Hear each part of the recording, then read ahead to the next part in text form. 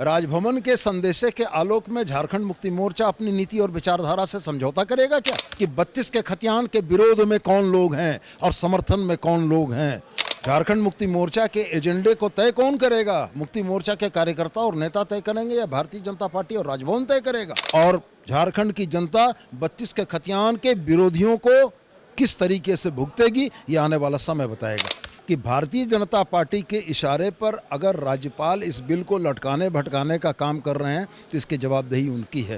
ये झारखंडियों के प्रति ईमानदार हैं कि 1932 का खतियान वो झारखंडियों को देना चाहते हैं, इसको नवी अनुसूची में पारित कराएं। बगैर किसी बदलाव के 1932 का विधेयक एक बार फिर से झारखंड विधानसभा ने पारित कर दिया है। हमारे साथ सुदीप कुमार सोनू हैं, जेएमएम के विधायक हैं, गिरिडीह से जीत करके आते हैं।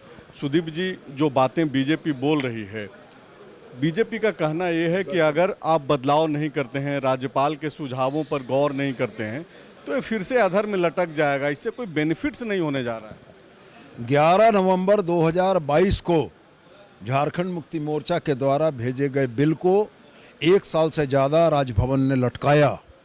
अगर उन्हें संदेश देना था, अगर उन्हें कुछ सुझाव देना था, तो यह समयावधि कम हो सकती थी। और रह गया सवाल इस बात का कि भारतीय जनता पार्टी के इशारे पर अगर राज्यपाल इस बिल को लटकाने भटकाने का काम कर रहे हैं तो इसकी जवाबदेही उनकी है।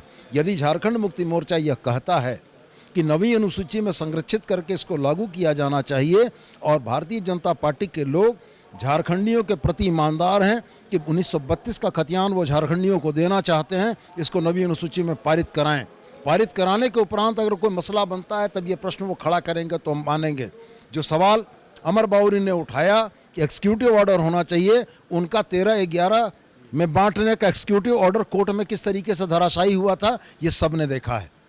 अगर बीजेपी के आरोपों को अगर खारिज भी कर दिया जाए और आपकी बातों को लोग मान लें कि आप जो बोल रहे हैं वो सही बोल रहे हैं, तो राज्यपाल तो हैं, केंद्र में बीजेपी ही है, तो फिर से तो वो लोग यही समझेंगे ना कि होना फिर 1 साल पे लटक जाएगा।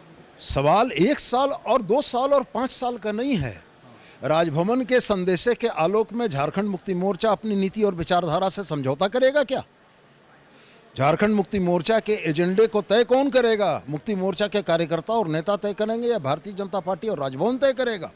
मेरा सवाल यह है कि जनता के आंखों में स्पष्ट ये चीज़ें जानी चाहिए कि 32 के खतियान के विरोध में कौन लोग हैं और समर्थन में कौन लोग हैं।